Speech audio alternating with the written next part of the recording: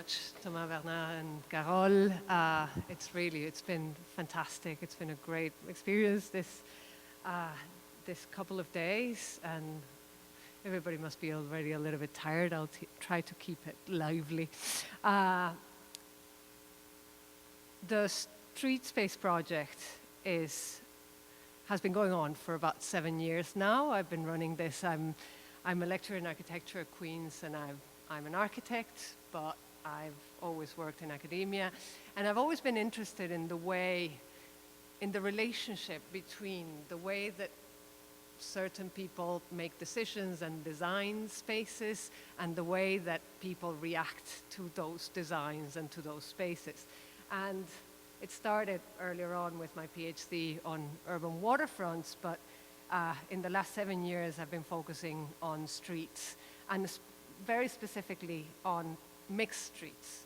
And this has gone through a series of iterations of different names and different types, but the mixed street, in the UK it can be called High Street, Main Street in this part of the world maybe, but in general, by mixed streets, it's possible to combine different typologies of streets of different parts of the world in which different things happen. And the mix is not just in terms of function, but is also in terms of activities, in terms of the types of people that use those streets.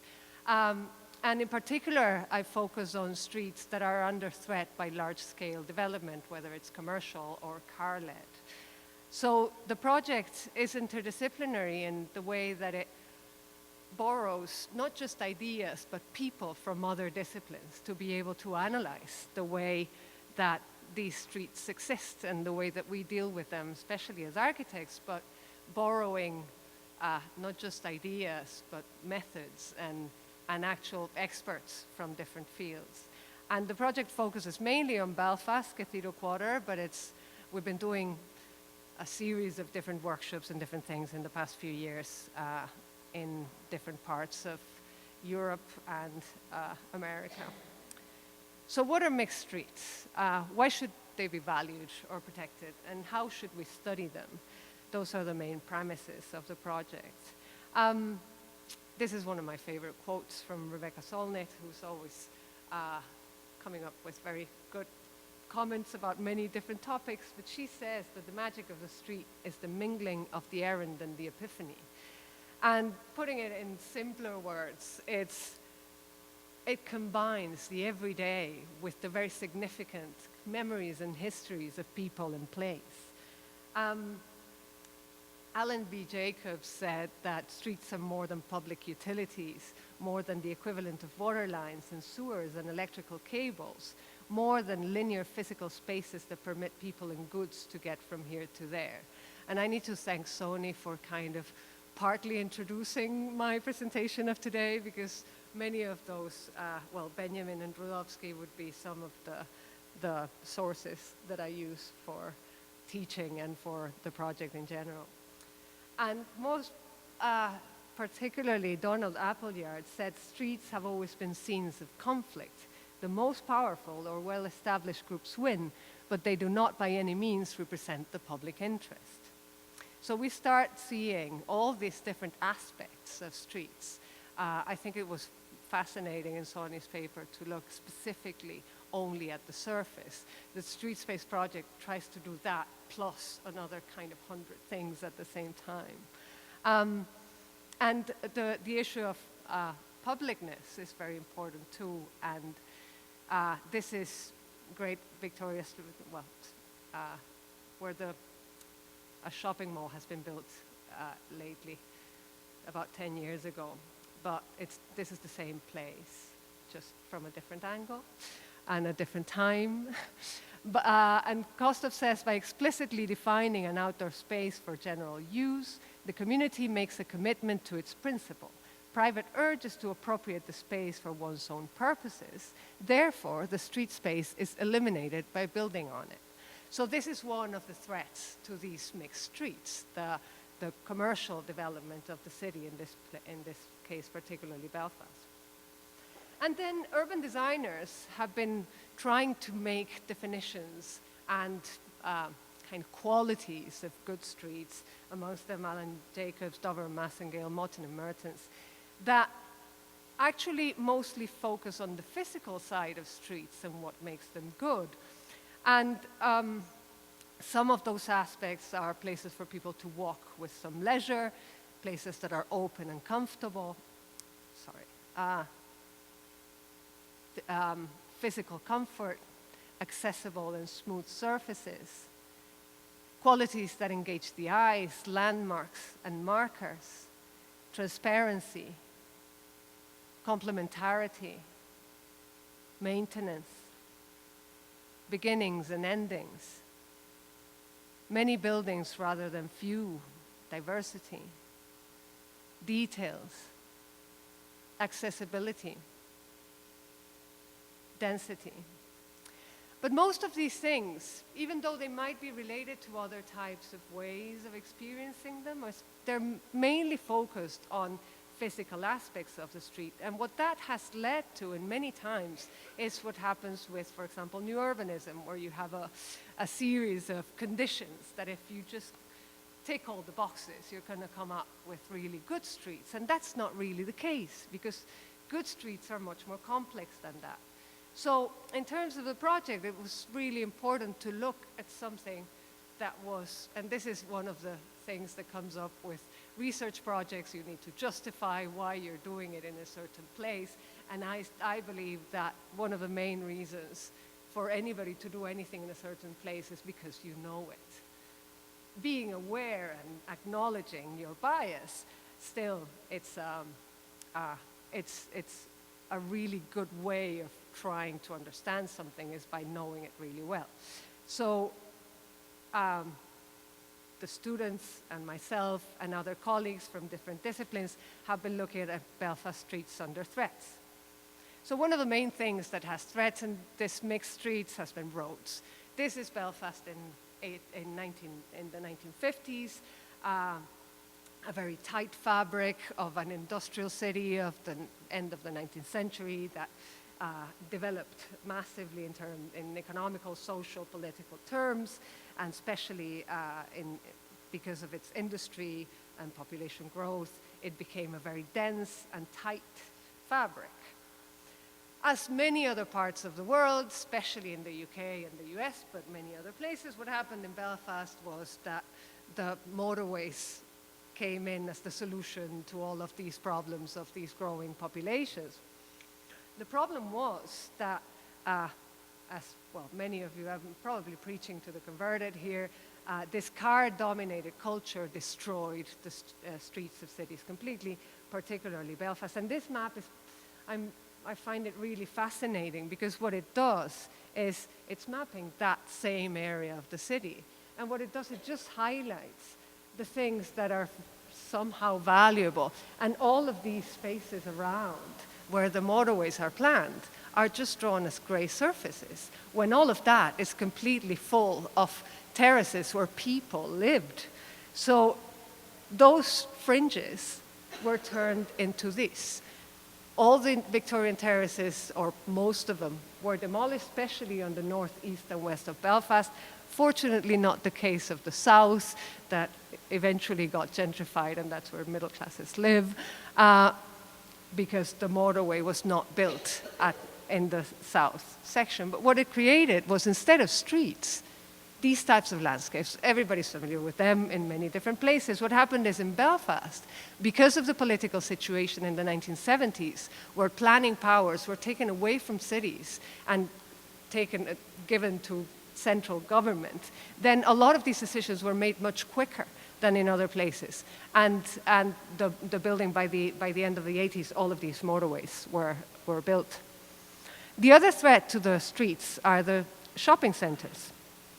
And right now we're dealing with a specific case of a developer in Belfast that has owned, well, this is a new developer, so it's a long story, but to cut it short, 2 years ago they made a proposal to demolish all of this buildings in red. This is a drawing that was made by one of my students to highlight, to actually make the planning application that is in the planning portal clear to people to know what is actually happening. Because in hundreds of pages of the application that's public, everybody can access it, but nobody can see this, which is the actual fact, that they plan to demolish all of these buildings, out of which some might not have a massive architectural value, but they create an environment that is of a historical nature and of a significant nature to many of the people that live there and that go through those streets every day.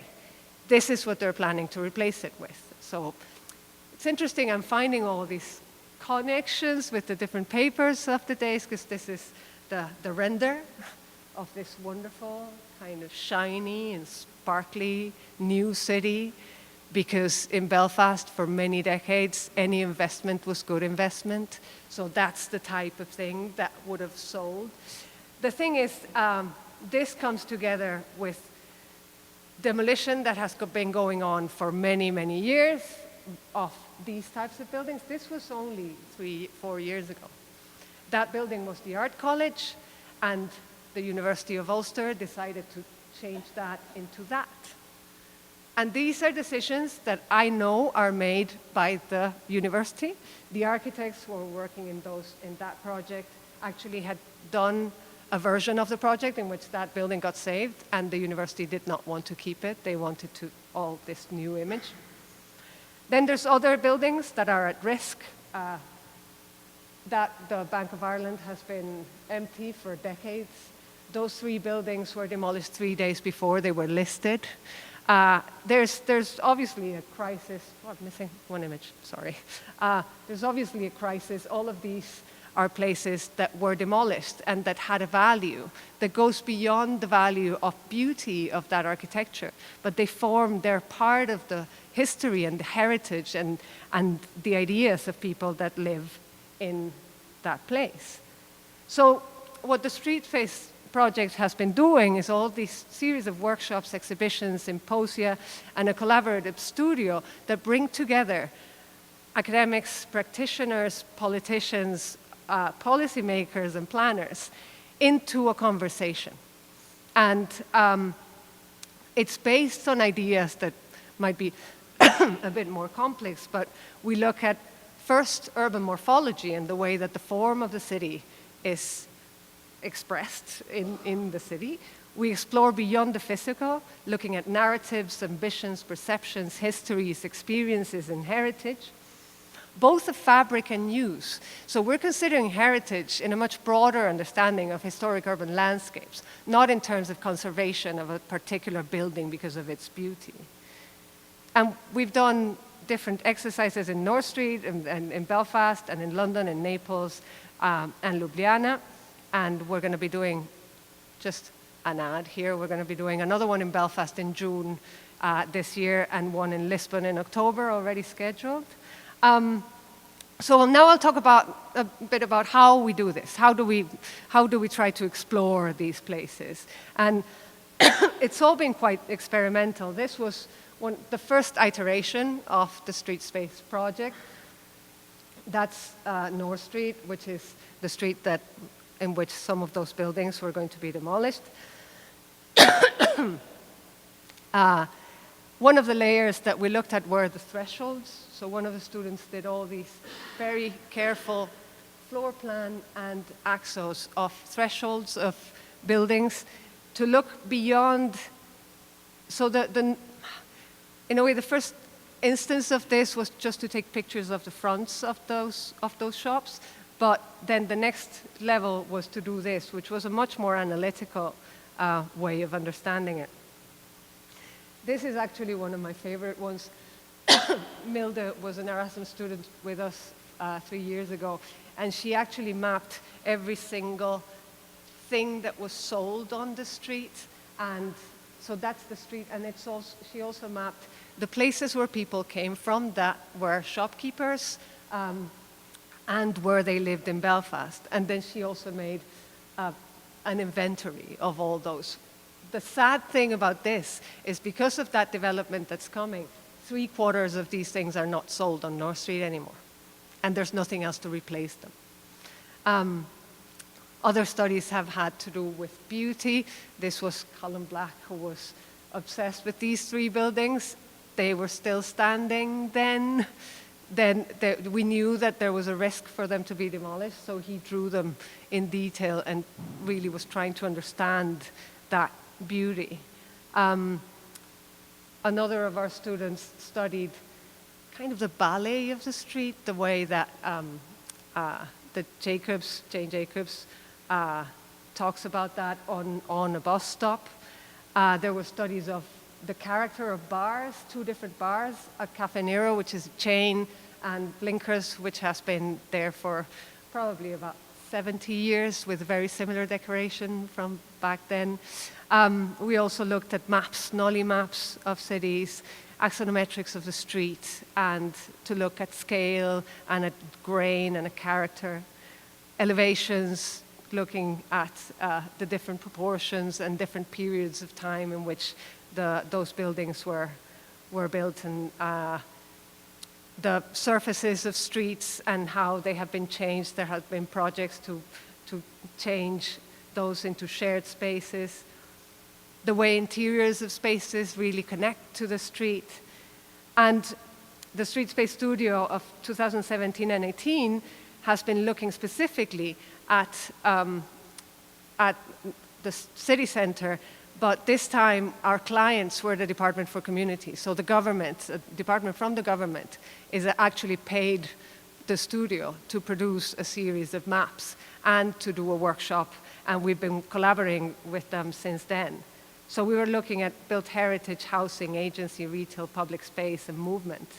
And some of those maps are the ones that you'll see here in the exhibition, the maps of use of the ground floors, maps of heritage, maps of potential public spaces, the maps of the different surfaces, and maps of junctions and thresholds between different places. And the thing is, the studio is always aligned also with a part of design. And this is where Mark is going to speak about his project, which was his second semester of last year. So my work, this was produced for my thesis, and it followed on from the research, which you've seen before. And basically, it's an example of how these things that we were looking at have been put into practice. So I looked at the void within Belfast and there.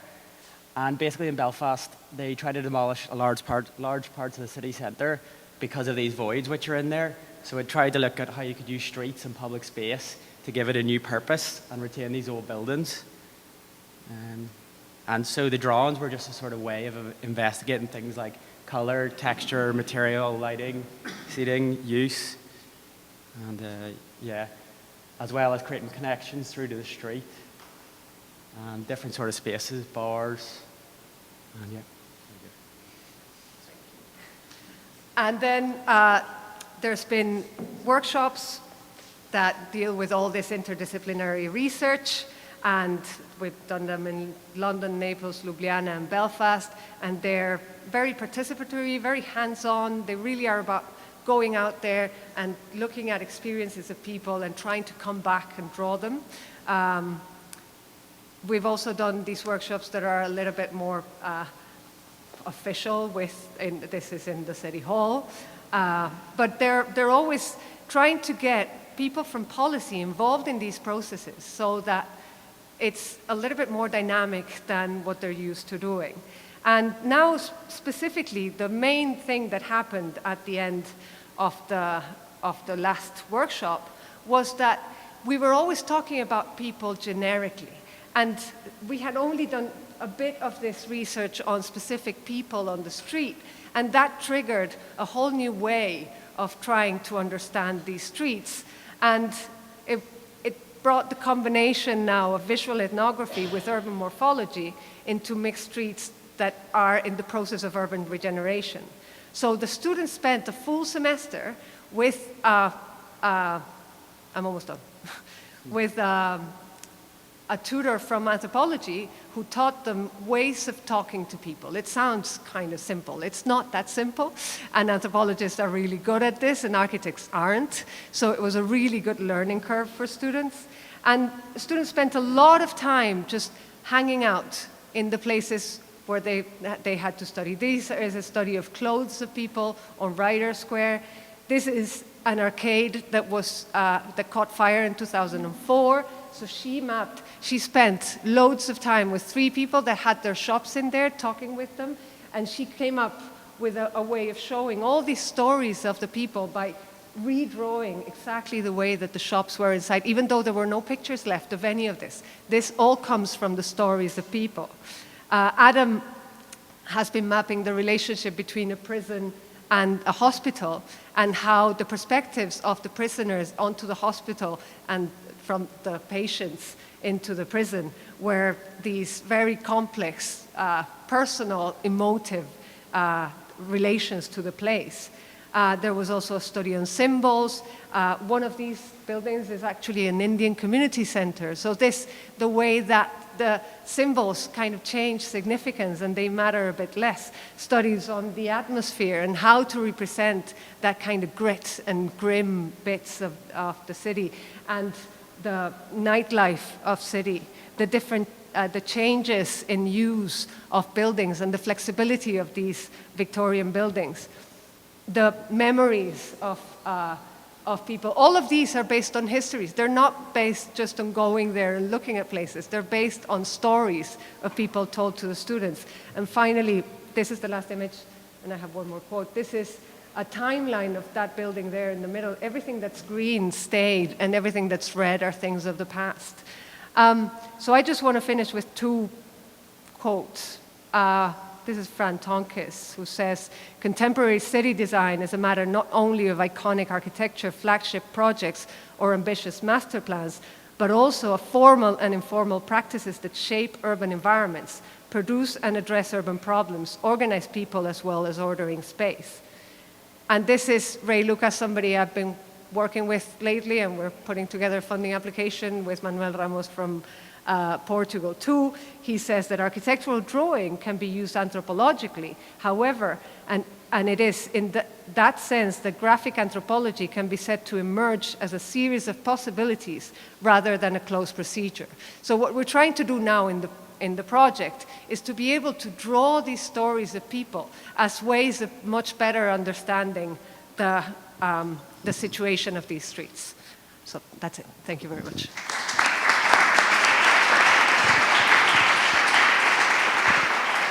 Thank you, Agustina.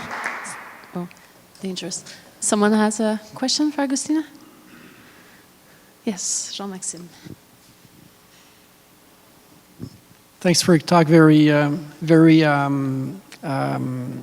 insightful about around issues that Jane Jacobs might have addressed. On the topic of drawing, something that comes up, and maybe it's something you might have looked into, but there's a whole Japanese tradition of the ethnographer, which I forget.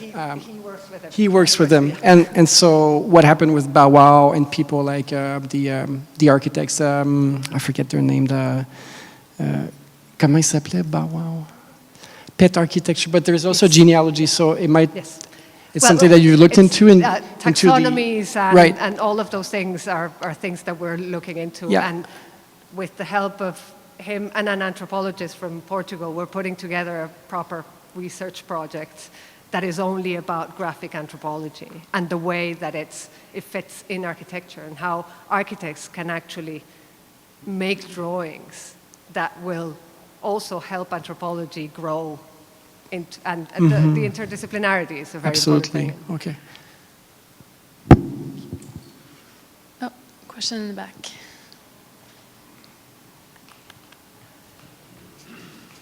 Still jogging. I'm sorry. Just running. Okay, I'm sorry. Can you expand a little bit on that? So the next iteration of this is another studio which will be doing... Yes. We only started doing this graphic anthropology in September with the help of an anthropologist, and now we're getting more architects that do anthropology and more anthropologists that work with architects together. And a first instance will be the workshop in June, where one of the streams, there's going to be 6 streams. One of them is the one of graphic anthropology and urban sketchers. It's combining urban sketchers with graphic anthropology and how that can be. That's my question. Yeah. It's like, how are you doing that? How are you combining? I'm not What's sure the yet. framework? I'm not sure yet. Okay, that's really the exciting thing, I think, Yes. especially. Well, it is, but that's the new thing. That's the new bit that That's we the new- haven't done. okay, it's that we ahead. haven't done yet. Okay. That's where we're getting into now. Got it. Tom and Bella.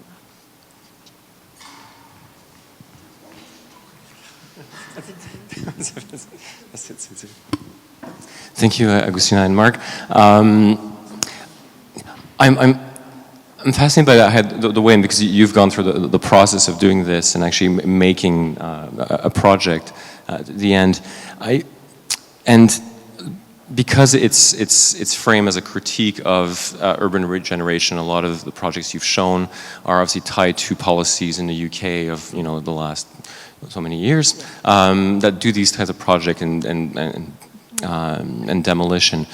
That something always gets left behind in the regeneration and the promise of regeneration. And I think that the project, well, what you've presented clearly addresses in a way like that problem by bringing something up that may be lost or that is being lost at the same time. So my question actually has to do with your reinvention of these areas as to like what in your work is left behind, because we know like streets are not, and I love the quotes, but sometimes streets are not, there's tension in streets. Yeah, You've shown a few moments of nightlife, and I was just like, are students there performing research at 4 in the morning? Yeah, some of them are. So it's like, could you speak a little bit about speak a little bit about this? That like, are you aware of things that you may leave behind in your reinventions of these places?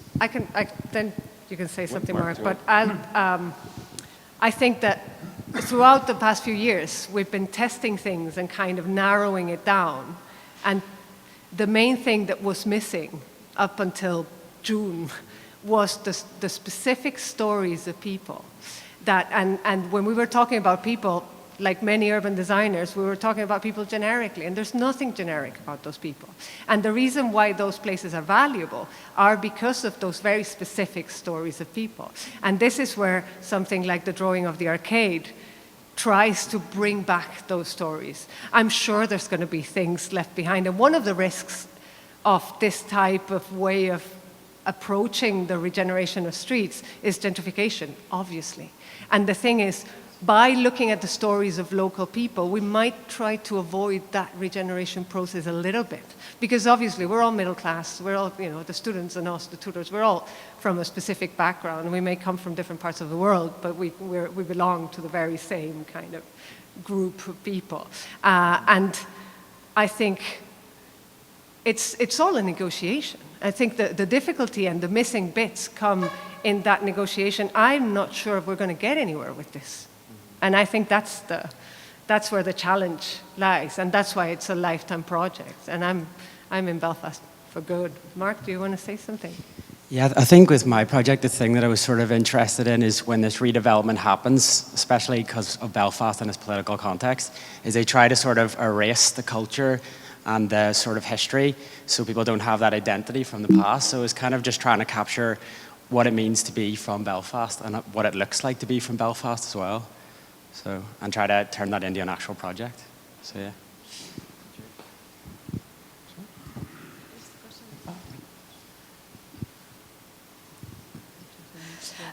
Just a quick question. I think it's really interesting to see the link between the work of anthropologists and architects together. And I was just wondering if you had some kind of collaboration with visual artists that are also looking at the places and re-engineering the place also. In every one of the workshops, there's been artists involved and sound people too. I think the worst thing about the Street Space project is it's too broad, and then the step now is to kind of narrow it down, but there's been artists involved in every one of the workshops and bringing in some really interesting bits to it.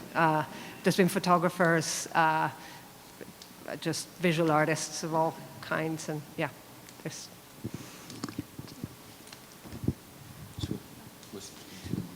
Thank you very much, Agustina, for this lovely presentation. We can just applaud you.